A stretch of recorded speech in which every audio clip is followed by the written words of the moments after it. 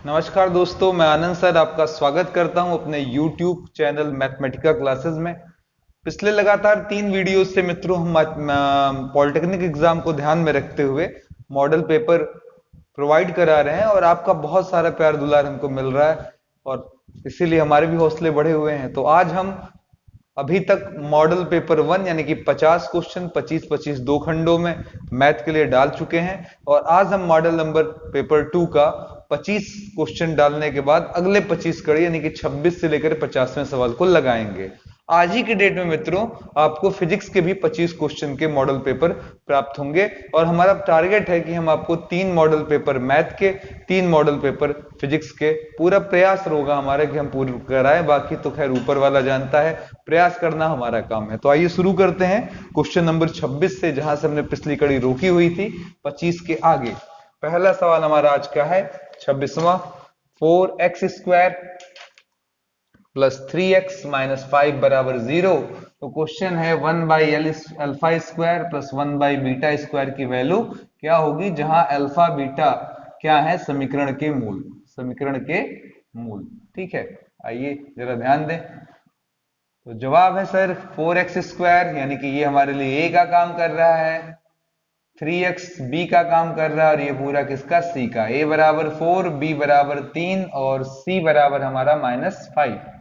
तो हम सभी जानते हैं मूलों का योग यानी कि अल्फा प्लस बीटा बराबर -b/a। इस हिसाब से -3/4 अल्फा गुणे बीटा बराबर c/a यानी कि जवाब हुआ -5/4। अब क्वेश्चन की बारी हमारे पास, हमसे पूछा गया 1/अल्फा² प्लस 1/बीटा² की वैल्यू क्या होगी। तो हम इसका लसापा ले लेंगे, अल्फा² और बीटा²।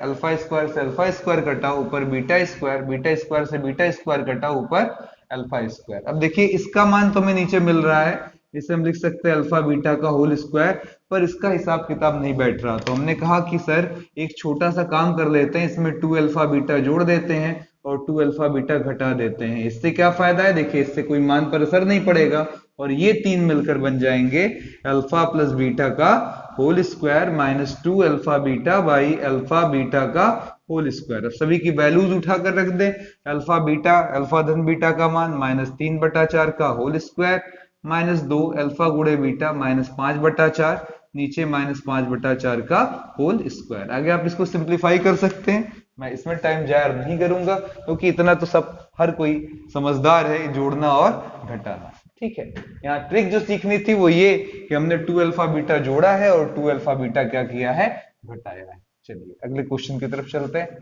बहुत ही लाजवाब क्वेश्चन अगला हमारा। क्वेश्चन हमारा इस तरीके से पूछा गया है कि वह छोटी से छोटी, वह छोटी से छोटी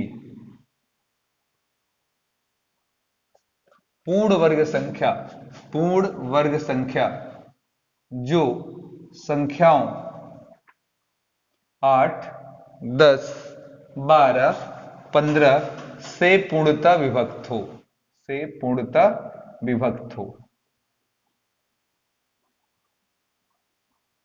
ठीक है, अब यहां पर थोड़ा सा ध्यान देना होगा हमें सवाल पर कि हमारे पास जो लिखा हुआ छोटी से छोटी संख्या पूर्ण वर्ग संख्या, सबसे इंपॉर्टेंट बात पूर्ण वर्ग संख्या जो इनसे क्या हो, पूर्णतया विभाज्य हो। तो पहले ध्यान दीजिएगा, छोटी से छोटी का मतलब हमारा होता है लसापा से। तो पहले हम लसापा पता कर ले, यानी कि एक ऐसी संख्या जो तीनों संख्याओं से कट जाए, फिर उसको हम पूर्ण वर्ग बनाने के बारे में बाद में विचार करेंगे। तो लसापा निकालने की सबसे आसान विधि फिलहाल भाग विधि। ठीक है, तो बोलिए क्या कर लें, जो से काट दे, 2 चौक 8, 2 पंजे 10, 2 छक्के 12, ये 15 उतर आएगा। 2 दूना 4, 2 तिहाई 6, फिर 15 उतर आएगा। फिर एक बार 2 से हम इसे काट सकते हैं, 5, 3 और 15।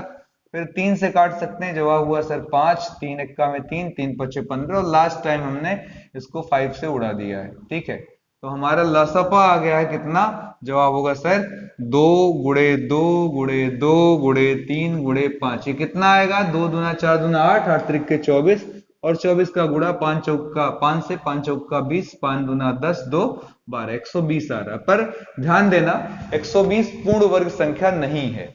अब लेकिन मैं अगर ये बोलूं कि 120 का अगर मैं बात करूं तो 120 आपका 8, 10, 12, 15 से कट जाएगा और अगर 240 भी बोलूं तो ये भी 8, 10, 12, 15 से कट जाएगा। समझ में आ रहा है? यानी कि 120 के पहाड़े आप अगर पढ़ते जाइए तो ये संख्याएं आती जाएंगी, ऐसी संख्याओं की सीरीज बन जाएगी, कड़ी बन जाएगी, जो सभी 8, 10, 12, 15 से विभाज्य हो। हमें उन्हीं संख्याओं में एक ऐसी संख्या छांटनी है जो पूर्ण वर्ग हो। अब ये करना तो बड़ा टिटिम का काम है। उससे अच्छा आप यहाँ वापस आइए और देखिए जोड़ा किसका बन रहा है। तो जवाब एक जोड़ा 2 का बन रहा है, तो पूर्ण वर्ग ये दे देगा। अगर वर्ग आ जाएगा, 2 आएगा तो वर्ग बन गया। अब यहाँ पर एक कमी है 2 की, तो हम एक 2 का गुणा कर लें। यहाँ एक कमी है 3 की, तो ये भी जोड़ा बन जाएगा। यहाँ एक कमी है किसकी, 5 की, तो यहाँ भी जोड़ा बन जाएगा। तो हमने कितनी संख्याएं बढ़ा ली? तो जवाब है सर 2 तिहाई 6, 6 पंजे 30। अगर मैं इसका 30 गुना कर दूं, 120 तो ही है जो कटने के लिए तैयार, उसका पहाड़ा चाहे जितनी बार पढ़िए आपको संख्याएं प्राप्त होंगी। ठीक है, जो इन सभी से कटती हैं। अगर मैं इसका 30 गुना 30 बार पहाड़ा पढ़ लूं तो 12 तिया 36, 3600 आ गया। आप जानते हैं 3600 एक पूर्ण वर्ग संख्या है। कितनी? इसको हम लिख सकते हैं 60 का होल स्क्वायर। तो ये बहुत ही सिंपल सा लॉजिक, जो जोड़ा ना बन रहा उसी अंकों का यहां पर एक एक कर बढ़ा लें या दो दो कर बढ़ा लें, जैसा भी वहां पर सिचुएशन बनती हो। ठीक है, चलिए अगले क्वेश्चन की तरफ चलते हैं। बहुत ही अच्छा सवाल हमारा, एक डायग्राम दिया है, हमसे कोण पूछ रहा है। वृत्त से संबंधित सवाल। यहां हम दो बातें करेंगे वृत्त से संबंधित। पहले आप सवाल देख लें, फिर हम जवाब की बात करते हैं। Question number 28। एक हमारे पास वृत्त है, इस वृत्त में हमने डायग्राम कुछ ऐसा बनाया हुआ है। सॉरी,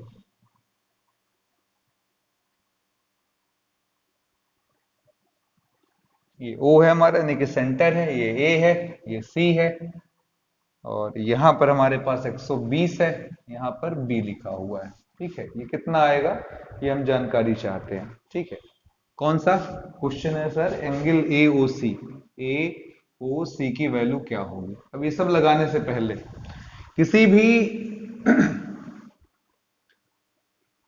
चक्रीय चतुर्भुज, यानी कि जिसके सभी शीर्ष हमारे वृत्त पर स्थित हों, उनमें आमने सामने के कोणों का योग 180 होता है। यानी कि एंगल ए और एंगल सी बराबर 180 होता है, एंगल बी और एंगल डी बराबर 180 होता है। तो हम ये फायदा बना सकते हैं। दूसरी चीज, अगर हम सेकंड लॉ पढ़े तो अगर हमारा ये मान ले केंद्र है, तो अगर ये कोण हमारा थीटा है, तो इसी के पीछे, इसी के खंड में पीछे की तरफ अगर कोई कोण बना लें, ठीक है, सॉरी, अगर ये हमने फिर से एक बार बना लेते हैं मित्रों, समझने में आसानी होगी। अगर हम ये पॉइंट ए और बी ले लें और यहां से पीछे की तरफ हमने एक एंगल बना लिया, ठीक है, और यही एंगल मैंने ए और बी से लिया और जोड़ दिया, लेकिन वो केंद्र हो, तो अगर ये थीटा है तो ये एंगल क्या होता है? 2 थीटा होता है। इन दो कॉन्सेप्ट्स का प्रयोग इस सवाल में होगा, और आइए हम देखते हैं कैसे लगाएंगे। तो जवाब होगा सर थोड़ा बड़ा सर्किल बनाए ताकि हमको पिक्चर्स थोड़े साफ नजर आए। हमने ये जोड़ा इस तरीके से, इसको लाकर यहां से, इसको यहां से, फिर लाकर इनको यहां से मिला दिया। ये एंगल 120 दिया है, बी वाला, ए सी की जानकारी नहीं, और ए ओ सी जानना चाहते हैं। हमने एक डॉटेड लाइन बना दिया है। अगर अब आपको दिख रहा हो तो हम यहाँ पर नाम दे देंगे डी, और कहेंगे थोड़ी देर के लिए इसको भूल जाइए, ए बी सी डी क्या है आपका? चक्रीय चतुर्भुज है। तो हमारा टारगेट ये निकालना है, इसे मैंने वाई बोल दिया, और अभी ये नहीं पता, इसे मैंने क्या बोल दिया? एक्स बोल दिया। तो जरा बताइए, ये चक्रीय चतुर्भुज होने के नाते आमने और सामने के एंगल्स का सम 120 और एक्स का सम 180 होगा, इसलिए x बराबर हमारा कितना डिग्री आ जाएगा? 60 डिग्री। अब अगर ये 60 डिग्री आ गया है तो थोड़ा सा इधर से मिटा दीजिए मित्रों 2 मिनट के लिए, और ये देखिए, ये केंद्र पर आंतरित कोण है, ये उसी के पीछे, उसी के खंड में बना कोण है, यानी कि ये कोण, यानी कि y बराबर क्या होगा? इस कोण का 2 गुना होगा, 2x होगा, तो 2 गुणे 60 कर लिया, जवाब आ जाएगा सर 120 डिग्री। ठीक है, तो उम्मीद करता हूं मजा आ रहा होगा आपको। सवाल मैंने हर बार हर मॉडल पेपर में अलग अलग रखने का प्रयास किया ताकि आपका पूरा सिलेबस कवर हो और हर इंपॉर्टेंट क्वेश्चन लगभग आपसे होकर गुजर जाए। ये प्रयास मात्र है मित्रों, हम एक सार्थक प्रयास कह सकते हैं, गारंटी नहीं बोल सकते किसी भी चीज के लिए। क्वेश्चन नंबर 29, यदि दो समांतर जीवाएं जिनकी लंबाई 12 तथा 16 सेंटीमीटर है विपरीत वृत्त खंडों में स्थित है। ध्यान से देखिएगा, हमारे पास दो समांतर जीवाएं हैं दो विपरीत खंडों में, यानी कि एक ओ के अगर उधर होगा तो एक ओ के इधर होगा। तो उधर वाला मान लिया गया, कितना दिया? 12 सेंटीमीटर, और इधर वाला अगर ले लिया जाए तो जवाब दिया है 16 सेंटीमीटर। अब कहता है तथा विपरीत खंड यदि केंद्र से 12 सेंटीमीटर वाले जीवा पर डाले गए लंब की लंबाई, यहां से अगर इस पर हम लंब डाल दे 12 वाले पर, तो इस लंब की लंबाई बता रहा है कि ये 8 सेंटीमीटर है। अब आगे कहता है दोनों जीवाओं के बीच की दूरी क्या होगी। बहुत ही आसान सवाल, थोड़ा दिमाग लगाएंगे काम बन जाएगा। कई बार हमारे एग्जाम में ये पूछा गया है। ठीक है, आइए जरा ध्यान देते हैं। अब अगर हम इसको यहां से मिला दें तो ये हमारे वृत्त की क्या हो जाएगी, त्रिज्या हो जाएगी, पक्का है। और ये देखिए 90 के सामने क्या पड़ता है, तो जवाब होगा सर कर्ण। अब इसमें कोई भी एक आधार, कोई भी एक लंब। दूसरी चीज, हम ये प्रॉपर्टी जानते हैं कि कोई भी जीवा हो और केंद्र से अगर लंब डालेंगे तो वो दो समान भागों में बढ़ जाएगा। तो इस आधार पर हम कह सकते हैं 12 वाला बढ़ गया 2 में, इधर 6 और उधर भी कितना हो गया 6। तो अब बताइए जरा कर्ण क्या होगा, शेष दोनों भुजाओं के वर्गों का योग, यानी कि आर स्क्वायर बराबर 8 स्क्वायर 6 स्क्वायर 100 आएगा, और आर की वैल्यू हो जाएगी √100, जो कि कितना आ जाएगा 10 आ जाएगा। ठीक है, अब हमें तैयारी करनी है इधर वाले पोर्शन की, है ना, ये वाला निकालने की। तो हमने इसे भी लंब बना दिया, 16 था तो 2 पार्ट में बढ़ गया, इधर 8 और उधर भी 8। अब जरा गौर करिए, अगर मैं इसको मिला दूं तो ये भी तो वृत्त की त्रिज्या ही है। अब ये वृत्त की त्रिज्या मुझे ऑलरेडी मालूम है 10। अब मुझे ये वाला पता चल जाए तो मेरा काम बन जाए, दोनों के बीच की दूरी 8 धन 10, ये पूरा का पूरा लेंथ हो जाएगा। तो मैंने इसको x मान लिया है। अब यहां पर मैं सेकंड संबंध लूंगा कि आर स्क्वायर बराबर इन दोनों के वर्गों का योग, यानी कि एक्स स्क्वायर प्लस 8 का स्क्वायर, उधर भेजा। एक्स स्क्वायर बराबर आर का मतलब 10 का स्क्वायर माइनस 8 का स्क्वायर, यानी कि एक्स बराबर √100 में से 64 घटाएंगे तो 36, और एक्स बराबर कितना आ जाएगा 6।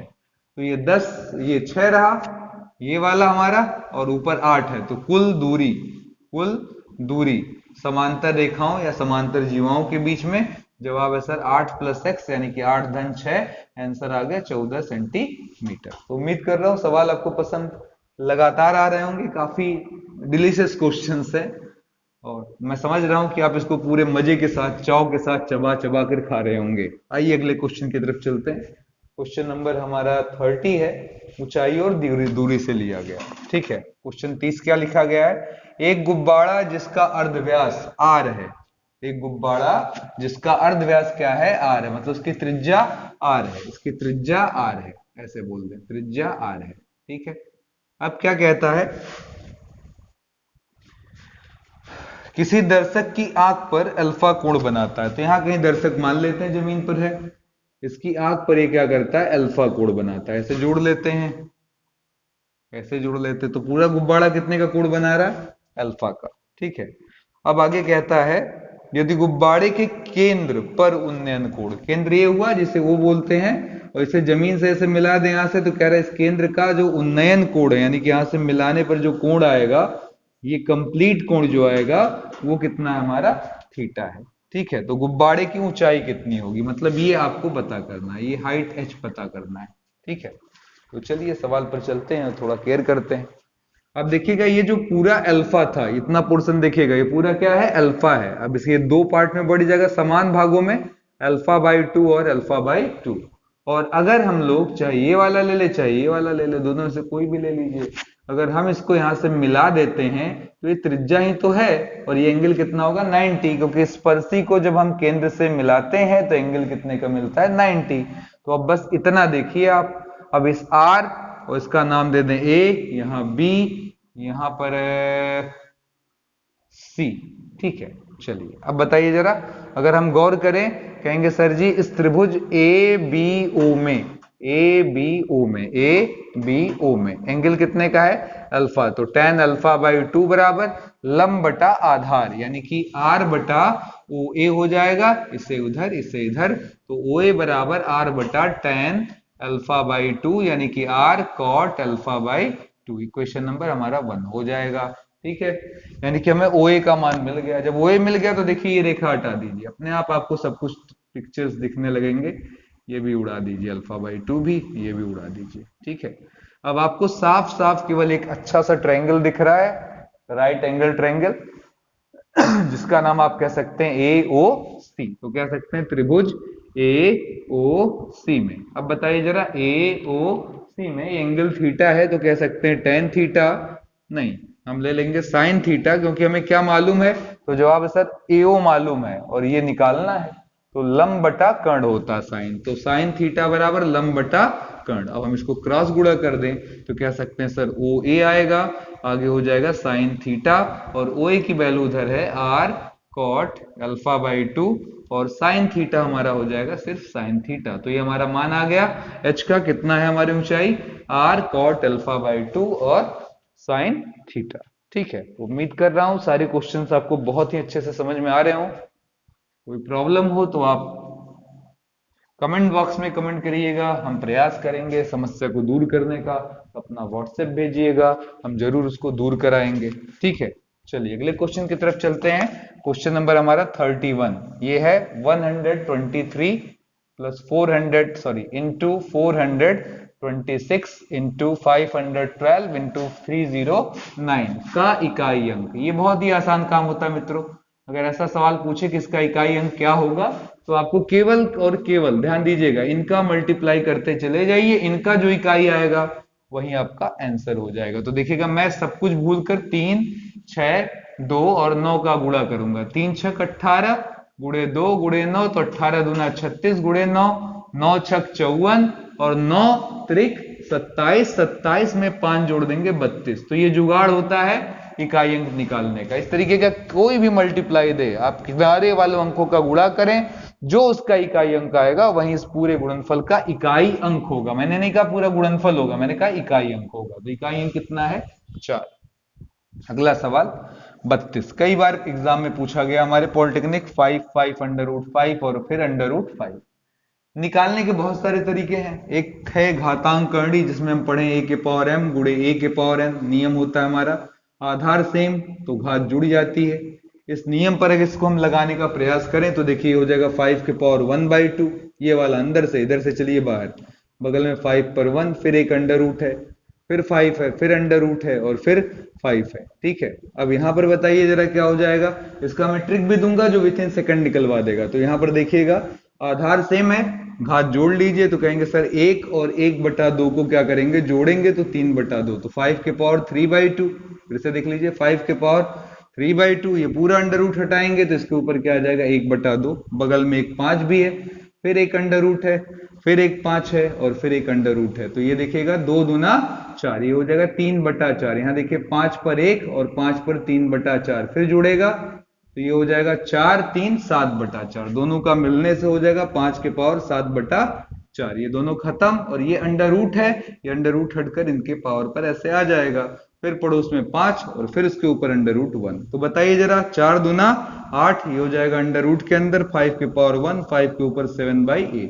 आधार सेम, घात फिर जुड़ेंगे 5 के पावर 1 प्लस 7/8, और फिर 8 और 7 मिलकर हो जाएगा 15/8, और पूरे पर अंडर रूट पर 1/2, तो 8 दूना 16, यानी कि 5 के पावर 15/8 दूना 16। 5 के पावर 15/16 इसका आंसर है मित्रों। अब मैं आपसे जो कहना चाहता हूं वो जरा ध्यान से सुन लीजिए। ऐसा कोई भी सवाल आए, ठीक है, ध्यान से देखिएगा, मैं इसको मिटा रहा हूं क्योंकि मैं ट्रिक देने जा रहा हूं जिससे आप ऐसे सवाल विद इन सेकंड निकाल सकते हैं। जैसे मेरे पास अंडर रूट ए, अंडर रूट ए, अंडर रूट ए ऐसे कर मुझे आ रहा है n बार, मान लेते हैं। इसको पूछा तो आप ट्रिक देखिएगा, ए लिखिए, अपान लगाइए, जितने अंडर रूट है उतनी बार 2 का गुणा। जैसे n बार होगा तो यहाँ 2 गुणे 2 गुणे 2 कितनी बार, n बार। यहां से जो भी आ जाए ऊपर का अंक 1 कम, उससे 1 कम। अब कहेंगे सर जी ये कैसे काम करता है, तो आइए देखते हैं। 5, 5, 5 अंडर रूट 5, पूरा अंडर रूट लगा है, कहेंगे 5 पहले लिख लीजिए, फिर गिनिए 1, 2, 3 और 4। अब 4 होने के नाते मैं नीचे लिखूंगा 2 गुणे 2 गुणे 2 गुणे 2, कितनी बार, 4 बार। तो 2 दूना 4 दूना 8 दूना 16, 16 से 1 कम, आंसर हुआ 5 के पावर 15/16। तो देखिए ये आपको नायाब ट्रिक लगी होगी, और उम्मीद भी करते हैं कि आपको मजा काफी आया होगा इस सवाल से। ठीक है, ये आपको काफी पसंद आएगा। ठीक है, ये ट्रिक से ऐसे क्वेश्चंस बड़े आसानी से लग जाते हैं। चलिए अगले क्वेश्चन की तरफ चलते हैं। क्वेश्चन नंबर 33, इसी से मिलता जुलता एक और सवाल, बहुत ही आसान तरीका, वहीं अंदर से बाहर की तरफ आप सवाल को सॉल्व करते आएंगे। इधर देखिए जरा क्या लिखा है, इसका मान क्या आएगा। आप अंदर से बाहर की तरफ निकलिए, जवाब होगा सर ये है अंडर रूट 225। 225 किसका अंडर रूट होता है? जवाब होगा 15। बगल में 85 है, फिर अंडर रूट है, फिर 390 है, फिर अंडर रूट है, फिर 29 है, प्लस है, फिर अंडर रूट है। तो बताइए 25 और 15 मिलकर क्या हो जाएगा? 100। 100 का अंडर रूट कितना हो जाएगा? 10। तो ये अंडर रूट भी हट गया, यहाँ 10 आ गया। बगल में 390 और फिर यहाँ अंडर रूट, ये दोनों जुड़ कर कितना आ जाएगा हमारा? 400। 400 का अंडर रूट कितना हो जाएगा? 20। 29 और 20 को जोड़ लेंगे, कितना हो जाएगा? 49। 49 का अंडर रूट कितना हो जाएगा? 7। तो उम्मीद कर रहा हूं काफी बढ़िया क्वेश्चंस हैं, ये सब आपको पसंद जरूर आएंगे और आपकी पॉलिटेक्निक एग्जाम में आपका फेवर भी करेंगे। ठीक है, चलिए अगले क्वेश्चन की तरफ बढ़ते हैं मित्रों। अगला क्वेश्चन है, एक व्यक्ति के पास कुछ नारियल है। ठीक है, एक व्यक्ति के पास कुछ नारियल है, यदि वह 8, 10, 12 का ढेर लगाता है। ठीक है, एक व्यक्ति के पास नारियल है, अगर 8, 8 का ढेर वो लगाता जाता है, कितना लाइन लगेगा नहीं मालूम, लेकिन लास्ट लाइन में एक ही नारियल बचेगा। और अगर वो 10, 10 का भी ढेर लगाता है तो उस स्थिति में भी अंतिम लाइन में एक नारियल बचेगा। और अगर वो 12, 12, 12 का ढेर लगाता है तब भी वो क्या बचाएगा? एक नारियल। अब कहता, सॉरी, प्रत्येक दशा में 5 नारियल बचते हैं, सॉरी 5 नारियल हर बार हमारा बच जाता है। कहता लेकिन अगर 13 का लगाऊंगा तो ऐसा नहीं होगा, अंतिम लाइन में भी मेरे कितने नारियल मिलेंगे? 13। ठीक है, यानी कि फाइनल हो जाएगा 13 का हमको मिलेगा नारियल हर लाइन में। ठीक है, एक भी नारियल हमारे पास शेष नहीं बच रहा। पूछ रहा न्यूनतम नारियल, जब न्यूनतम पूछे तो इशारा लसापा की तरफ, क्योंकि फुल फॉर्म इसका लघुत्तम समापवर्तक, मतलब छोटी से छोटी संख्या। तो अब आइए यहां पर ध्यान से देखें, इस लाइन का क्या मतलब हुआ? इसका मतलब हुआ हमारे पास जो नारियल है वो ना तो 8 से कट रहा, ना तो 10, ना तो 12, बल्कि उनसे कटने वाली संख्या से 5 ज्यादा। 8 से काट रहे हैं तब भी 5, 10 से काट रहे हैं तब भी 5, 12 से काट रहे हैं तब भी 5, यानी कि इन सबके लसापा के गुणक से 5 ज्यादा। फिर से सुनिएगा, इनके लसापा के गुणक से 5 ज्यादा। 8, 10, 12 का लसापा क्या होगा? 2 चौका 8, 2 पंजे 10, 2 छक्के 12, फिर 2 दूना 4, 2 तिहाई 6, फिर 2 से एक बार में, फिर आगे 5 3 है। आप जान रहे, एक बार 3 से काटिए, एक बार 5 से काट दीजिए, काम खत्म हो जाएगा। तो हमारा लसापा आ रहा 2 दूना 4 दूना 8, 8 त्रिक के 24, पंजे 120। तो हमारा नारियल हुआ 120 के प्लस 5। के क्यों लगाया? क्योंकि मतलब संख्या में अभी आगे डिमांड है, यहां से जो भी संख्या प्राप्त हो, जो भी प्राप्त हो, उसकी खासियत क्या होगी? तो यहां देखिए, वो हर हाल में 13 से कटे। प्राप्त हो वह क्या करे? 13 से कटना जरूर चाहिए, ये श्योर होना चाहिए कि 13 से कट जाए। ठीक है, तो अब बताइए क्या किया जाए? तो जवाब हुआ सर, इसमें के की वैल्यू बार बार बदलेंगे और जवाब प्राप्त करेंगे। लेकिन इससे अच्छा आप ऑप्शन में जाकर देखिए, ये ऐसी कौन सी संख्या वहां उत्पन्न की जा सकती है जो 13 से कटती भी हो और इससे भी पैदा हो जाती हो। फिर से सुनिएगा, 13 से कटती भी हो और इससे पैदा भी हो जाती हो। पहला ऑप्शन है 416, दूसरा 663 और तीसरा है 845 और डी है नन। बहुत ही आराम से देखिएगा कि आप इसमें क्या क्रिएट कर सकते हैं। मैंने कहा सर जी यहां आने के लिए मैं 4 बार लूंगा तो 12 चौक 48 बड़ा हो जाएगा, तो ये पैदा तब हो सकता है जब k बराबर 3 लिया जाए। तो कहा 120 गुणे 3 धन 5, तो ये आएगा 365 और 4 लेने पर बड़ा हो जाएगा। ध्यान दीजिएगा, यानी कि ये ऑप्शन मेरा नहीं हो सकता। हम यहां घसक कर आए दूसरे ऑप्शन पर, क्या है 663, तो 12 पंजे 60 होता है हमारा, तो 5 लेने पर 60 और हाँ ठीक है ये चल जाएगा। तो 5 ले लेते हैं अगर, तो क्या हो जाएगा 120 गुणे 5 धन 5, तो 12 पंजे 60, 600 में 5 जुड़ा 605, ये भी नहीं आ रहा। ठीक है, तो अंतिम वाले पर आए हम, क्या सर इसको भी ट्राई कर लें जरा, 885। देखिएगा ये इससे पैदा भी हो और 13 से भी कटे, दोनों देखना। तो पहले मैं उसी से चेक करता चला आया ताकि ऑप्शन में जल्दी से पहुंच जाऊं। अब 845 लिखा हुआ है तो 12 का ऐसा पढ़ा रहा कि ये आ जाए, तो 7 बार लीजिए, 12 सत्ते 84, तो कहेंगे सर 120 गुणे 7 प्लस 5, 12 सत्ते 84, 840 और 5 मिलकर 845। तो ये काम तो सेटिस्फाई हो रहा है, देखिएगा ये सेटिस्फाई हो रहा है। लेकिन जरूरी ये है कि इसे 13 से भी कटना चाहिए। तो एक बार हम देख लें, अगर 13 से कटेगा तो यही हमारा आंसर है, नहीं तो नन हो जाएगा। तो 13 से काटना है हमको, कितनी बार ले जाएं? 13 पच्चे 65, 13 छक 78 और यहाँ पर हमारे पास बच जाएगा फिर 4 2 6 5 6 5 65, 13 पच्चे 65। तो देखिए पूरी तरीके से कट जाएगा। तो आंसर हमारा क्या हुआ? 845। उम्मीद करता हूं ये क्वेश्चन बहुत लोगों को कॉम्प्लिकेटेड लगता है। मैंने आपको बहुत इजी एक अप्रोच देने का प्रयास किया है कि आप इस सवाल को बड़े ही मजे से लगा ले जाएं, आपको तकलीफ ना हो। आज थोड़ा विजिबिलिटी पर भी हम लोगों ने वर्क किया है, क्योंकि लाइट की सेटिंग सही नहीं थी तो कभी कभी आपकी विजिबिलिटी अच्छी नहीं आ रही थी। आज हम लोगों ने और सुधारने का प्रयास किया है। अगर आपको अच्छा लगे आज की विजिबिलिटी तो कमेंट बॉक्स में जरूर कमेंट करिएगा, क्योंकि इससे हमें ये पता चल जाएगा कि हाँ आपको अब क्लियर पिक्चर्स साफ दिख रहे हैं, तो थोड़ा सा अच्छा रहेगा। बी ए अनुपाते बी बराबर 2:5, बी अनुपाते सी बराबर 6:11। क्वेश्चन है A ratio B ratio C, यानी कि ए अनुपाते बी अनुपाते सी क्या होगा। अब यहाँ पर पहले आराम से देखिए, यहाँ भी मैं आपको बहुत जबरदस्त ट्रिक देने जा रहा हूँ। ए बी बराबर 2:5, बी सी बराबर 6:11। अगर यहाँ भी 5 होता तो हम ऐसे सीधे चले आते, लिख देते 2 5 11 सर, आंसर आ गया। लेकिन दिक्कत ये है कि यहां पर अंक हमारे गड़बड़ हैं। ध्यान दीजिए, यहाँ 5 है, यहाँ क्या है हमारे पास 6। फिर से देखिए, ये 2 है 5 है, सही है। ये क्या है हमारे पास 6 और 11। ये दोनों हमारे पास कॉमन होने चाहिए। दोनों अंक अगर सेम सेम हो जाए, बी की वैल्यू दोनों में सेम हो जाए, तो हमें रास्ता मिल जाता है ऐसे चलने का। अब हम क्या करें, तो 5 और 6 को सेम बनाने के लिए क्या करना चाहिए? तो जवाब है सर, यहाँ 5 और 6 का लसापा 30 होता है, तो ऊपर वाले में 6 से मल्टीप्लाई कर दीजिए ताकि ये 30 बन जाए। और 6 को 30 बनाने के लिए दोनों में 5 का गुणा कर दीजिए, कोई प्रॉब्लम नहीं। ये हो जाएगा 12:30, ये हो जाएगा 30:55। तो अब आपको पैसेज मिल गया। दोनों जगह हमारे b की वैल्यू 30 की तरफ इंगित करती है, तो हम a अनुपाते b अनुपाते c, a के लिए 12 का इस्तेमाल, b दोनों जगह 30 है तो b के लिए 30 का इस्तेमाल, और c के लिए किसका इस्तेमाल? 55 कर सकते हैं। तो आंसर हुआ 12:30:55। ठीक है, चलिए अगला क्वेश्चन चलते हैं। लासापा से काफी इंपॉर्टेंट क्वेश्चन है, क्वेश्चन नंबर 36 हमारा।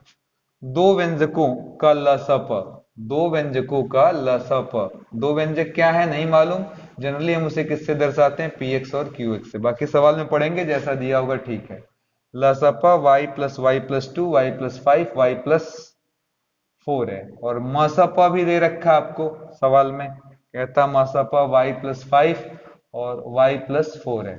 ठीक है, उनमें से एक व्यंजक भी दे दिया है y³ 7y², 10y। पूछ रहा है दूसरा व्यंजक क्या होगा। ठीक है, लगाने से पहले अगर कहीं भी फैक्टर होने की गुंजाइश है तो कंप्लीट कर लीजिए। इसमें देखिएगा पूरे में क्या दिख रहा है आपको? y कॉमन दिख रहा है, y कॉमन ले लीजिए, हो जाएगा y² 7y + 10, 10 का ऐसा गुणनखंड 7 आए, 5 दूना 10, तो ये हो जाएगा y + 5 और y + 2। अब जहां तक हम px qx लसप और मसप में संबंध की बात करें, तो आप जानते हैं लसप बराबर क्या होता है? आपका पहला पद गुणे दूसरा पद बहुपद, और बटे में क्या होता है आपका? मसप। तो लगाइए जरा, लसप है हमारे पास y, y + 2, y + 5, y + 4। px के जगह हमारे पास है y, y + 5, y + 2 into qx, और मासापा के नाम पर हमारे पास पहले से है y + 5 और y + 4। तो आइए देखते हैं, ये तो आराम से इसी से कट जाएगा, y + 2 y + 2 से कट जाएगा, एक y से कट जाएगा, इसका हो जाएगा क्रॉस गुणा। तो उधर से देखिए qx की वैल्यू हमको मिल गई y + 5 इंटू y + 4, y + 4 का गुणा y + 4 का होल स्क्वायर। ठीक है, बढ़िया क्वेश्चन था, देखिए काफी आराम से समझ में आ भी गया होगा। सूत्र भी आपको याद हो गया होगा, लसपा मसपा और दो व्यंजकों में संबंध। ठीक है, चलिए अगला क्वेश्चन। हमारे पास दो ट्रेनें हैं, एक की लंबाई है मित्रों 200 मीटर, इसकी चाल दे रखा है 100 किलोमीटर प्रति घंटा। एक और ट्रेन है हमारे पास जिसकी लंबाई है थोड़ी कम 100 मीटर। ठीक है, और इसकी स्पीड जो है वो हमारे पास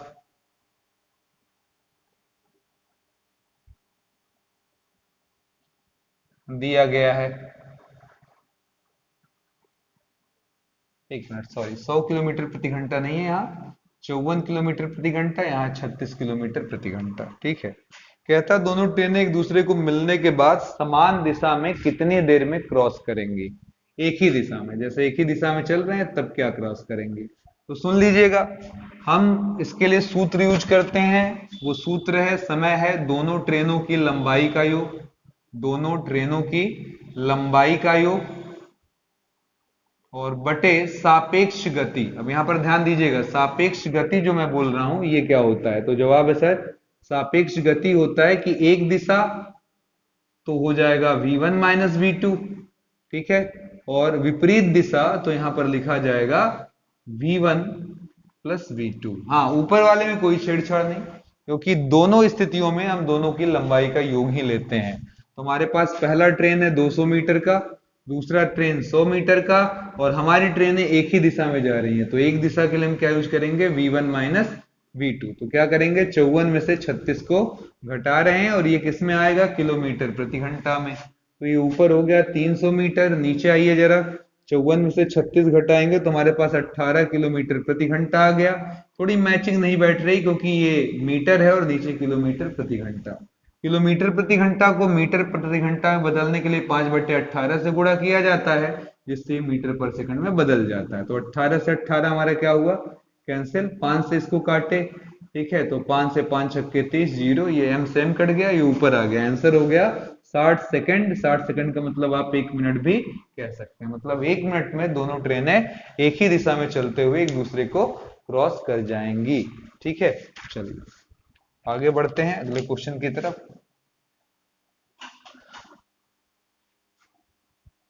क्वेश्चन नंबर हमारा 38 है। किसी दुर्ग में 150 सैनिकों के लिए 45 दिन का खाना था, ठीक है। 10 दिन पश्चात 25 सैनिक चले गए, शेष खाना कितने दिनों के लिए पर्याप्त है।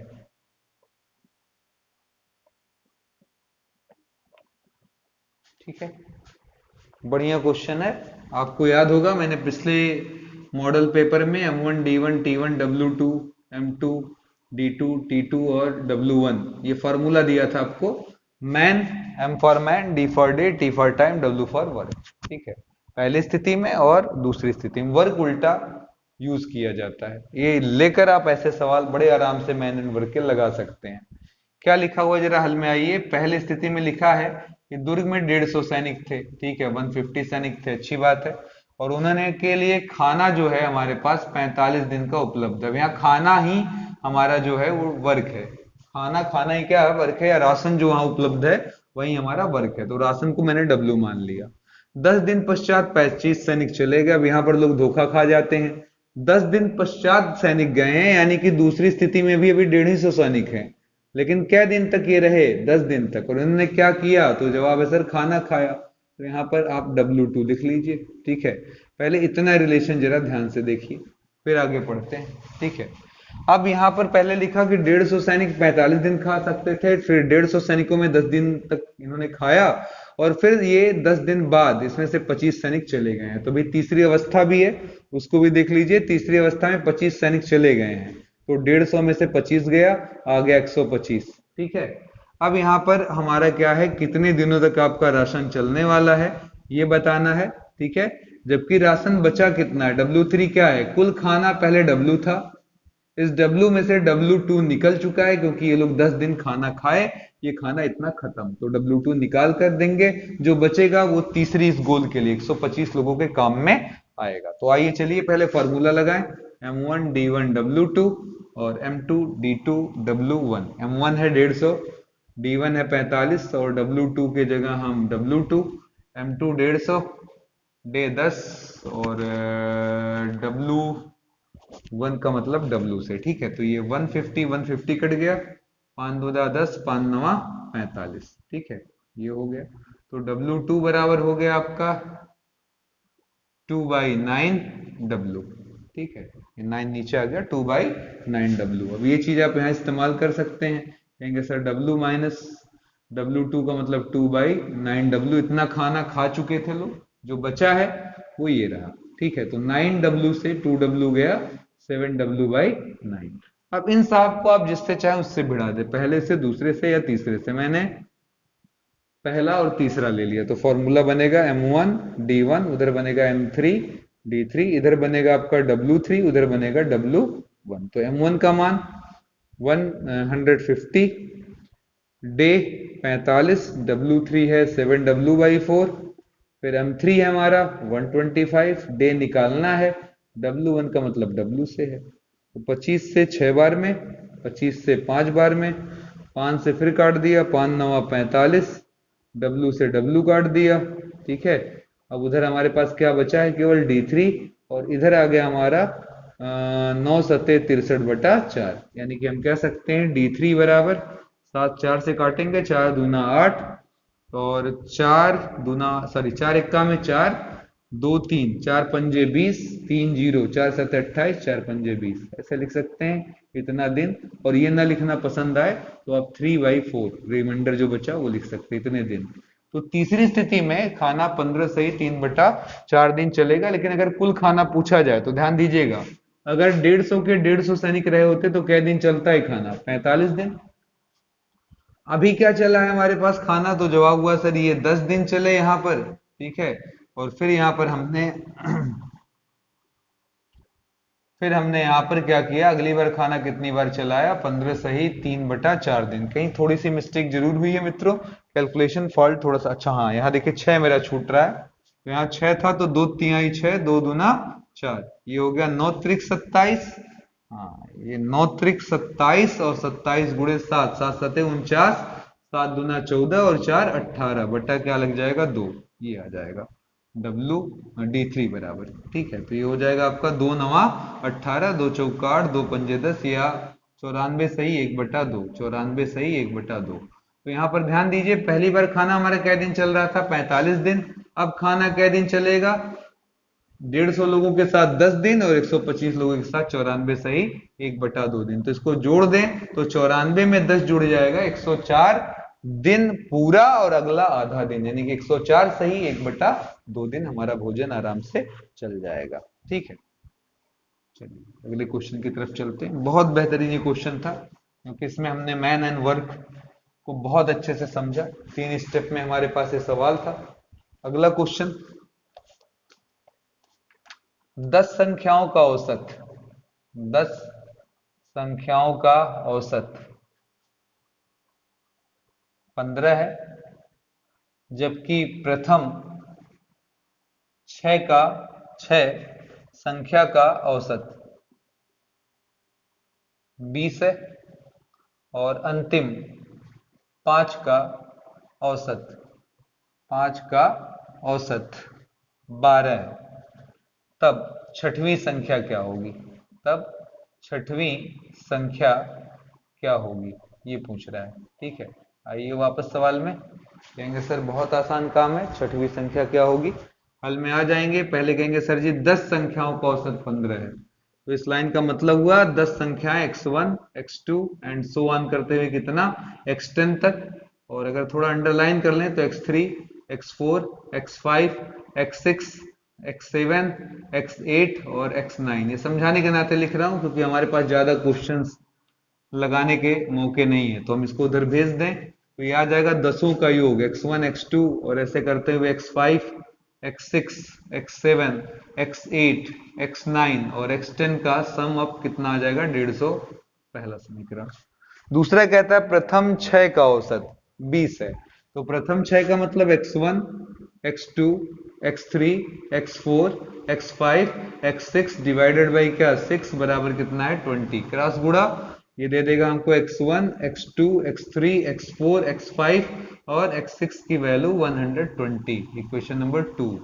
और कहता अंतिम 5 पीसेस से गिनती करिए, 10वां 9वां 8वां 7वां और 6वां।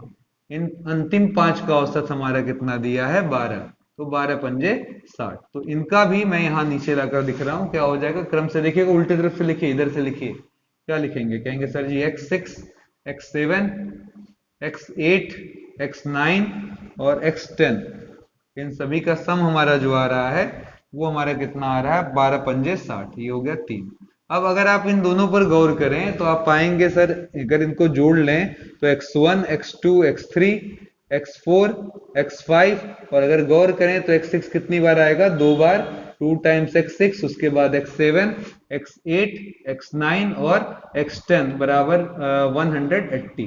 ठीक है, ये हो जाएगा। अब ऊपर वाले इक्वेशन आप देख सकते हैं, यही सेम चीज वो भी है, x1, x2, x3, लेकिन उसमें क्या खासियत है, तो जवाब है छठवां पद केवल एक ही बार है, x6, x7, x8, x9 और x10, और इनका सम अब 150 है। तो आप बड़े आराम से वो x6 निकाल सकते हैं। कैसे, इनको क्या करिए, घटा दीजिए, सब कटेगा, सब कटेगा, सब कटेगा, सब कटेगा, केवल 2x6 x6 जाने के नाते x6, और 180 में से 150 गया तो आंसर कितना आ जाएगा हमारा, 30 आ जाएगा। ठीक है, चलो अगले क्वेश्चन की तरफ चलते हैं।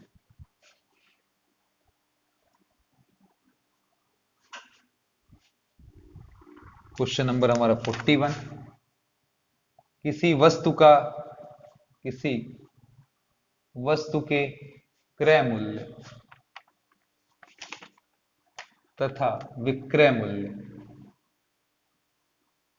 में अनुपात 4:5 है।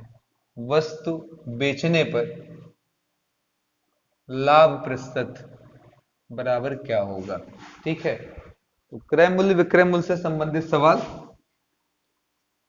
थोड़ा सा ध्यान देना है।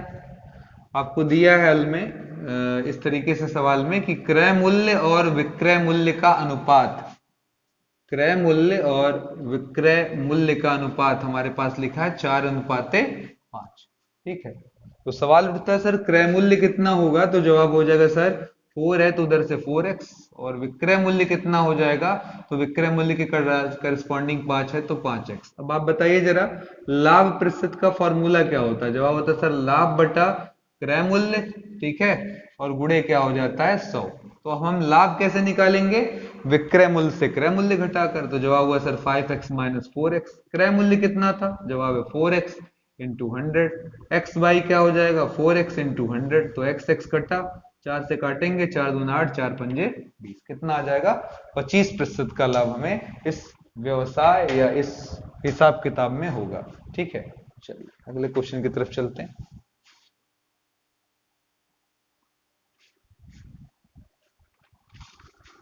पांच सेंटीमीटर वाले दो घनों को सटा कर रखने से प्राप्त आकृति का आयतन क्या होगा। 5 सेंटीमीटर का दो घन ले और उनको आपस में क्या करें, सटा दें। मैं पिक्चोरियल डायग्राम आपको थोड़ा दिखाने का प्रयास करूंगा मित्रों, ध्यान देते रहिएगा, समझ में आ जाएगा बिल्कुल। ये देखिए, मान लीजिए एक घन है, ये भी एक घन है, ये 5 का, इसकी हर भुजा कितने की 5 5 5 5, सब कुछ 5, ये भी 5 5 5। अगर इनको सटा दें तो अब बताइए घन से क्या बन जाएगा, ये घनाभ बन जाएगा। ये घन से क्या बन जाएगा, घनाभ। अब इसकी लंबाई कितनी हो गई, 5 ये 5 ये, 5 5 10, तो लेंथ इसकी 10, ब्रेथ इसकी 5, ऊंचाई 5। केवल फर्क क्या पड़ा इनको सटाने से, केवल इसकी लंबाई क्या हो गई, बढ़ गई, ना तो चौड़ाई बढ़ा है ना तो ऊंचाई। यानी कि इस सवाल में लंबाई के जगह हम इस्तेमाल करेंगे 10 का, चौड़ाई के जगह इस्तेमाल करेंगे 5 का, ऊंचाई की जगह 5 का। सब सेंटीमीटर में है, आयतन पूछा है, आयतन घन का क्या होता है, घनाभ का क्या होता है, LBH। तो 10 गुणे 5 गुणे 5 50, 5 से गुणा होने के बाद 250, और आंसर आ गया सेंटीमीटर क्यूब। तो काफी आसान क्वेश्चन और थोड़ा मजेदार भी। क्वेश्चन नंबर 43 काफी जबरदस्त क्वेश्चन है, काफी सताने वाला हम लोगों को। एक हमारे पास समकोणीय त्रिभुज है जिसके बारे में जानकारी है, उसका लंब 8 सेंटीमीटर है, उसका आधार 6 सेंटीमीटर है। ठीक है, इसको हमने दो तरीकों से घुमाया। इसने कहा कि इसे आधार के परितः, मतलब एक बार ऐसे घुमाया गया और एक बार कर्ण के परितः ऐसे घुमाया गया। ठीक है, दोनों स्थितियों में जो आयतन आएंगे उनका अनुपात क्या होगा। अगर यहां पर आयतन V1 आया, V2 आया, तो पूछ रहा है V1 अनुपाते V2 क्या होगा। अब आइए जरा ध्यान से देखें, इस सवाल को समझने का प्रयास करें। हमारे पास एक बार ऐसे इसको नचाना है और एक बार यहां से पकड़कर नचाना है, यहां से पकड़कर ऐसे नचा लेना है। तो दोनों स्थितियों में आयतन का अनुपात क्या होगा, ये समझते हैं। पहला वाला आसान है, फर्स्ट केस पकड़ते हैं, जरा ध्यान दीजिएगा। ये हमारे पास 6 सेंटीमीटर है, ये कितना है 8। अब बताइए, इसे पकड़ा और इसे ऐसे नचाया तो ये चीज कहाँ आएगी, नीचे आएगी, ठीक है। और फिर ये एक चक्कर पूरी करते हुए वापस चली जाएगी, यानी कि ऐसे आई और ऐसे चली जाएगी, ठीक है। ये आकृति तो आपका क्या बन रहा है, एक शंकु बन रहा है जिसकी ऊंचाई कितनी है 6 सेंटीमीटर, जिसका त्रिज्या कितना है 8। तो शंकु का आयतन कितना होता है 1/3 pi are square into H. ये हो गया हमारे क्वेश्चन नंबर 1। दूसरे वाले केस में लगाने से पहले मैं यहां पर कहूंगा सर ये कर्ण है, कर्ण क्या होगा शेष दोनों भुजाओं के वर्गों का योग, यानी कि हमें 100 आएगा, 100 का √10 होगा। अब ये थोड़ा दिलचस्प है, ठीक है। पहला तो हमने निकाल लिया, पर दूसरा थोड़ा टेढ़ी खीर है। अब आप यहां पकड़ेंगे और इसको उधर भेजेंगे, देखिएगा इसको आप उधर भेजेंगे तो ये यहां आ जाएगा, ध्यान से देखिएगा, यहां आ जाएगा और यहां आकर अपना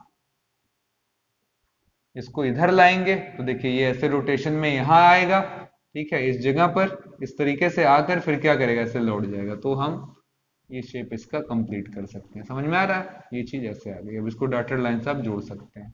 अब इसमें डबल शंकु बन गया, ध्यान दीजिएगा, एक ऊपर और एक नीचे, ठीक है, एक ऊपर और एक नीचे। अब इसमें सबसे बड़ी प्रॉब्लम ये है कि ये तो मुझे मालूम है 10 सेंटीमीटर है, पर ये कितना है ये नहीं मालूम। अब थोड़ा नामकरण कर लें, ए बी सी, यहाँ बीच में नाम दे दे डी, जो कि 90 यहां पर होगा, यहां पर ई।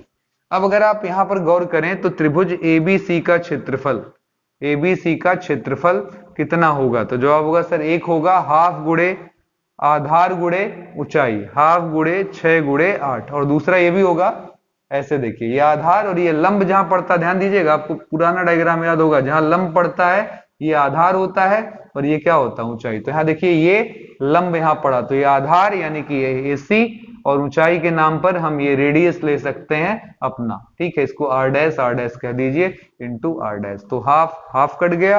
और अब अगर मैं पूछूं कि 6 गुणे 8, एसी का मान 10 है और ये आर डैश है, तो 2 पंजे 10, 2 चौक का 8, ठीक है। तो आर डैश बराबर 6 चौक का 24/5, मतलब काट लिया जाए तो 5 चौक का 20, 5 8 40, 4.8।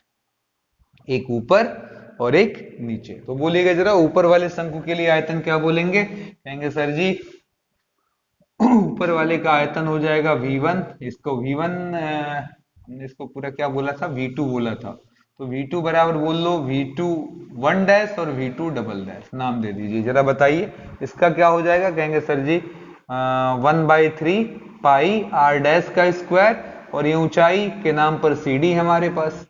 फिर हमने कहा सर जी नीचे वाले का बताइए, तो ये भी एक शंकु दिख रहा है आपको नीचे की तरफ, ऊंचाई का काम ये, त्रिज्या का काम अभी वही कर रहा, तो 1/3 पाई आर डैश का स्क्वायर, और ऊंचाई के नाम पर हमारे पास AD है, तो हम कह सकते हैं पाई/3, ठीक है, आर डैश का स्क्वायर, आर डैश कितना आया हमारा 4.8 का स्क्वायर, ठीक है, और CD प्लस AD, तो CD और AD ये दोनों जुड़ जाएंगे, और CD और AD जुड़ने पर हमारा पूरा कंप्लीट 10 के बराबर आ जाएगा। तो ये दूसरा आयतन हो गया।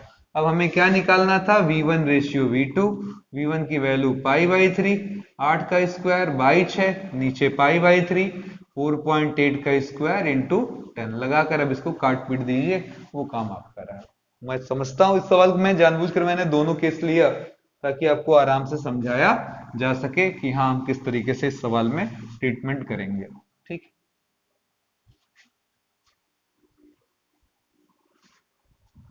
अगला क्वेश्चन,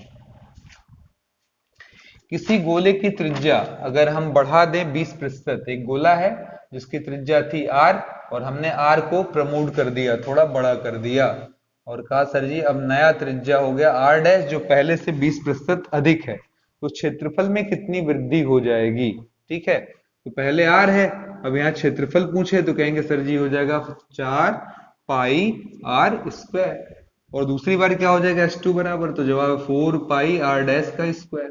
पर r डैश है कितना, कह रहे सर r से 20 ज्यादा, तो r धन r का 20%, यानी कि हो जाएगा r धन r गुणे 20/100, काटने पर 20 पंजे 100, 5r और r मिलकर 6r/5 कह सकते हैं। तो ये हो जाएगा 4 पाई 6r/5 का होल स्क्वायर। अब यहाँ पर लाभ कितना हुआ, वृद्धि का मतलब लाभ ही से है, वृद्धि प्रतिशत कोई बोले या लाभ प्रतिशत बोले तो बोलेंगे सर अंतिम माइनस प्रारंभिक अपान में प्रारंभिक गुणे 100, बहुत कुछ, विक्रय मूल्य माइनस क्रय मूल्य बटे क्रय मूल्य गुणे 100, तो 4 पाई 36 आर स्क्वायर बटा 25 में से 4 पाई आर स्क्वायर बटे में 4 पाई आर स्क्वायर गुणे 100 लगा देने पर 4 पाई आर स्क्वायर कॉमन, 36 बटा 25, 25 ऊपर आया, 36 में से 25 गया 11 बटा 25, नीचे 4 पाई आर स्क्वायर पूरा कट जाएगा आपका, गुणे 100 लगाया, 25 चौक का 100 हो गया। ठीक है, अब आप बता सकते हैं आंसर सर कि कितने का लाभ हुआ, 44% का, यानी कि क्षेत्रफल में 44% का, जबकि त्रिज्या में 20% का फायदा हो रहा है। ठीक है, चलिए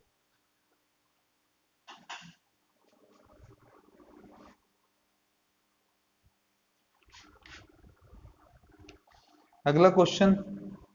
एक व्यक्ति 10 आंकड़ों का माध्य 25 पाता है। चलिए ठीक है, 10 आंकड़े उसने लिए और आप आदत डालिए, सुनते ही ऐसे 10 लिख दिया करिए। ठीक है, 8, 9 एंड 10, 10 आंकड़ों का माध्य मतलब आंकड़ों का योग बटे आंकड़ों की संख्या बराबर क्या है, 25 है। पर आगे क्या वो देखता है कि उसने 15 के स्थान पर 18 यहां लिया है, 18 होना चाहिए था 15। ठीक है, फिर कहता 35 के स्थान पर 35 होना चाहिए था, 35 के स्थान पर क्या ले लिया है, 30, यहां 30 इस्तेमाल किया जबकि होना चाहिए था 35। और तीसरा है 40 के स्थान पर 42, यहां 42 का प्रयोग किया जबकि होना चाहिए 40। तो पूछ रहे सही माध्य क्या है। देखिए इसके कैलकुलेशन में इस आदमी के कोई फॉल्ट नहीं है, बिल्कुल कोई दिक्कत नहीं है, सबको जोड़कर जो निकाला वो सही है, बशर्ते गलत क्या किया इसने 18, 30, 42 इस्तेमाल कर दिया।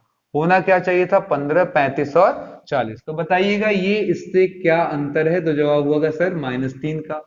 यहां पर कितने का ग्रोथ है, 5 का। यहां पर कितने की कमी है, -2 का। तो जवाब हुआ कि सर अगर आप गौर करें तो अगर मैं अपने अंकों में पहले वाले में से 18 में से 3 घटा दूं, ध्यान से देखना, 18 यही एक्सेड जिसको 18 बोला, 18 में से 3 घटा दूं 15 आ जाएगा, 30 में से 5 जोड़ दें तो 35 हो जाएगा, और 42 में यही लेकर हम चले हैं, 42 में से अगर हम 2 घटा दें 40 हो जाएगा, डिवाइडेड बाई 10 हो जाएगा। तो हम कहेंगे sir x1, x2 and so on, x 18 अलग, ठीक है 18 अलग, 30 अलग, 42 अलग, और -3, 5, -2 अलग, डिवाइडेड बाई 10, इसके नीचे भी डिवाइडेड बाई 10। अब आप देख सकते हैं ये हमारा 8वां आंकड़ा है, ये हमारा 9वां आंकड़ा है, और ये हमारा 10वां। तो यहां तक तो कोई फर्क है नहीं, इसी की वैल्यू तो हमने बोला है 25, और उधर देखिए जरा, जब हम उसको अलग लेकर गए तो पाए 5 में से 5 गया 0/10, मतलब आ गया 25 - 0, यानी कि इस आंकड़े पर कोई असर नहीं पड़ रहा है। यहीं पर देख लीजिएगा, अगर बाई चांस हमने यहां पर 40 कर दिया होता कि यहां होना चाहिए था 40, तो ये अंतर कितना हो जाता 10, और इस स्थिति में आप सुधारने के लिए यहां 10 लिखते, और फिर यहां पर हमारा क्या होता, ये 10 अलग होता, फिर आपका क्या आ जाता, 10 में से 5 गया 5 आ जाता, फिर हमारा हो जाता 5/10, काटते 1/2, 1/2 का मान 10.5, आंसर आ जाता 24.5। तो बहुत आसान चीज है, बस करेक्शन आप कर लीजिए बगल में, ऐसे ही देख लीजिए किसके जगह क्या क्या जोड़ दें कि उधर वाला मिल जाए, सही वाला मिल जाए, वही चीज यहाँ पर लगा दीजिए अपने नए सवाल के लिए। वो तो जो दिया था आउटपुट ठीक है कि इतने का के लिए हमारा पूरा कैलकुलेशन 25 है, तो कुछ जो बढ़ा घटा रहे हैं उसको अलग कर डिवाइडेड बाई 10, बस। चलिए अगले क्वेश्चन की तरफ चलते हैं। 46वां सवाल हमारा आ गया है धीरे धीरे, 46।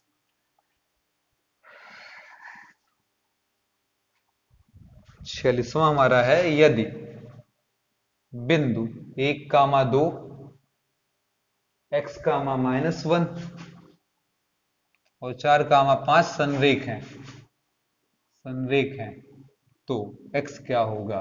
बहुत ही सिंपल चीज, संरेख अगर ये हैं, इसका नाम मैंने दे दिया x1, y1, इसका मान दे दिया हमने x2 और y2, ठीक है, और ये हमारा हो गया x3 और y3, ठीक है।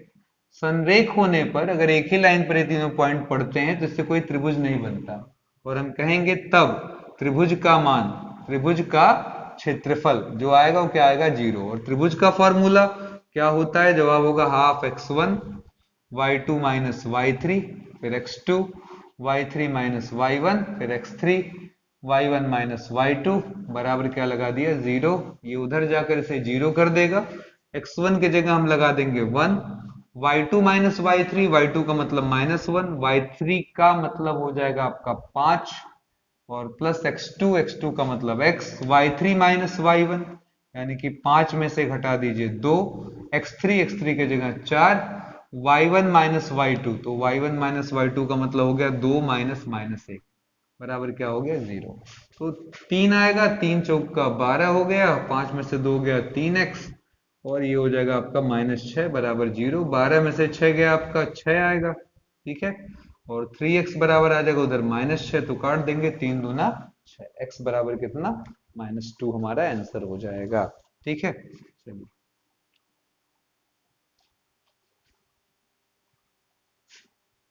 क्वेश्चन नंबर 47,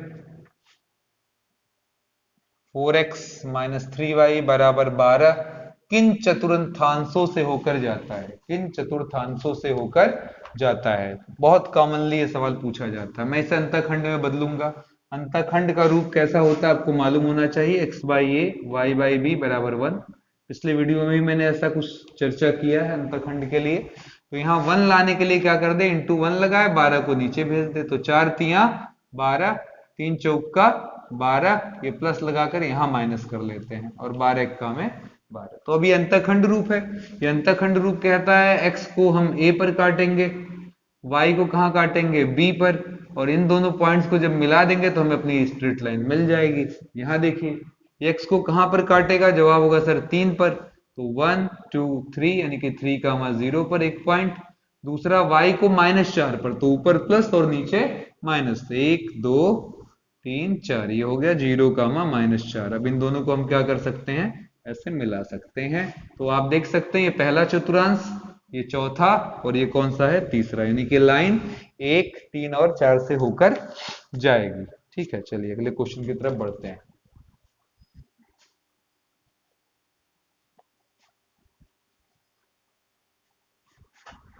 अगला क्वेश्चन हमारा है 48।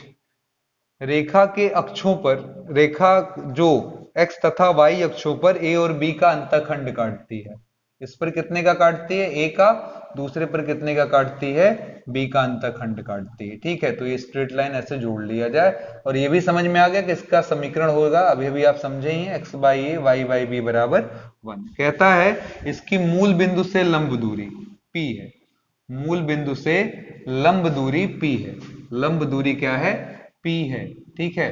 तो आगे बताइएगा अभी क्या होगा। आगे पूछा कि p की वैल्यू क्या होगी, p क्या होगा। ऑप्शन है A B by A plus B, option B A square B square by A square plus B square, C वाला दिया option A B by A minus B, और डी दिया है नन।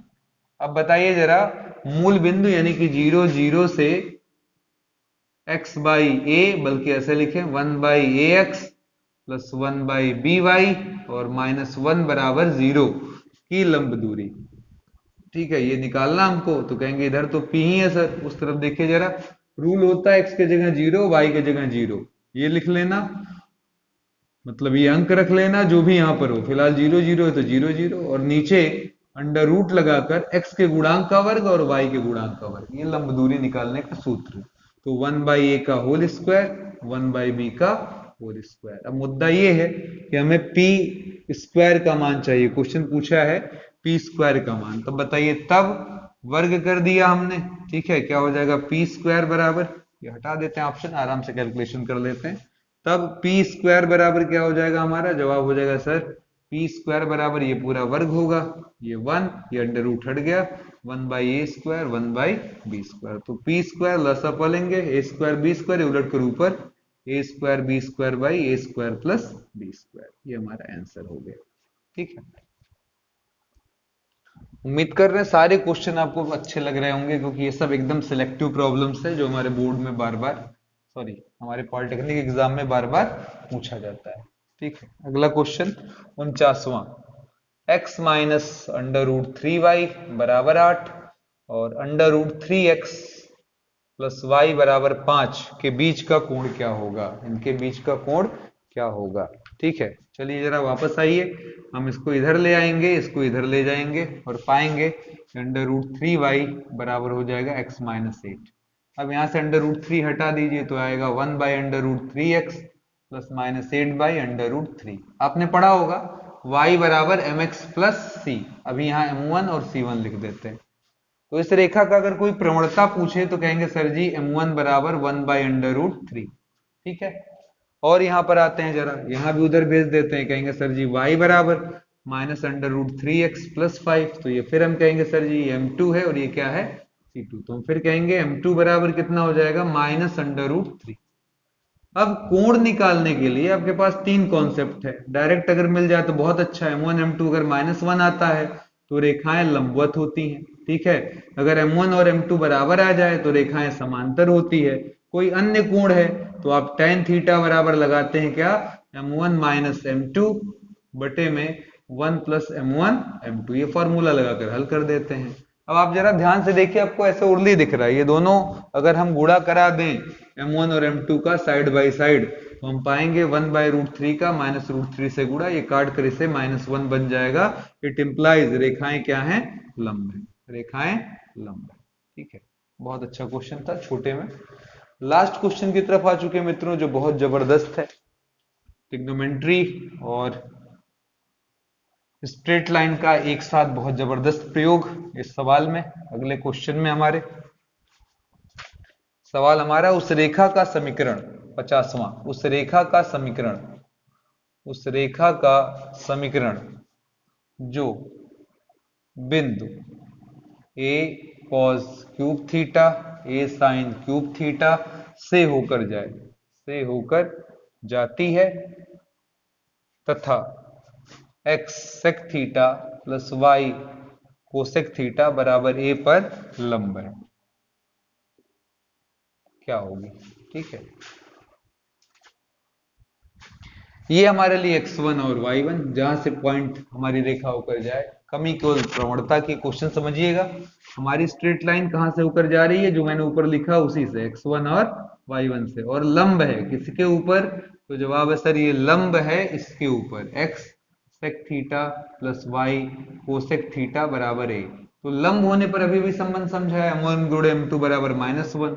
तो पहले का निकाल लिया, कहा सर जी x sec थीटा उधर जाएगा और प्लस a है, कोसेक इसके नीचे उतार लीजिए, कोसेक थीटा इसके नीचे भी कोसेक थीटा। तो ये हमारे लिए किसका काम करेगा, ये लेकर पूरा m का, ये किसका काम करेगा, ठीक है, ये पूरा किसका काम करेगा, c का। तो हम कह सकते हैं इस रेखा की प्रवणता m1 बोल लें बराबर कितना, माइनस सेक का मतलब 1/cos और कोसेक का मतलब 1/sin, यानी कि m1 बराबर ये ऊपर जाएगा sin/cos यानी कि tan थीटा। इसकी प्रवणता, इसकी प्रवणता अगर मालूम चल जाती तो इसका समीकरण क्या हो जाता, जवाब है सर ये हो जाता y माइनस y1 बराबर m2 x माइनस x1 हो जाता।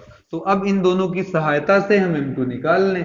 हम कहें सर लंब है इसलिए m2 और m1 का मल्टीप्लाई -1, m2 बराबर -1 बटा m1 यानी कि माइनस tan थीटा।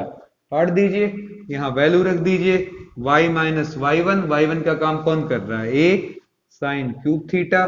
फिर क्या है सर जी m2 का काम कौन कर रहा है, 1/tan theta. x minus x1 का काम कौन कर रहा है, तो जवाब हो जाएगा sir ji a cos cube theta. अब ये tan भी हटाकर हम यहाँ चाहें तो sin बाई cos लिख सकते हैं, cos उलट कर ऊपर और sin का इधर क्रॉस गुणा। तो बोलिए जरा क्या आ जाएगा, sin थीटा y और a sin पर 4 थीटा, और ये cos का अंदर गुणा करेंगे तो ये हो जाएगा हमारा cos theta x minus a cos पर 4 थीटा। अब इनको एक तरफ लिया जा सकता है और इनको एक तरफ, तो बताइए जरा क्या आ जाएगा, cos theta x minus sine theta y, ये इधर आएगा प्लस हो जाएगा a cos पर 4 थीटा माइनस a साइन पर 4 थीटा। थोड़ा सा सिंप्लीफिकेशन कर दिया जाए, सवाल आपका खत्म हो जाए। आइए जरा ध्यान से देख लीजिए जरा, इन दोनों में क्या कॉमन है, तो जवाब होगा सर इन दोनों में a कॉमन है। ठीक, इस cos 4 को लिख सकते हो cos स्क्वायर थीटा का होल स्क्वायर, साइन को क्या लिख सकते हो 4 को साइन स्क्वायर थीटा का होल स्क्वायर। तो जवाब आया सर a कॉमन, ये बन जाएगा a square minus b square, जो कि आ जाएगा cos square theta minus sine square theta, यानी कि a प्लस बी और दूसरी बार a माइनस बी। ठीक है, ये हो जाएगा।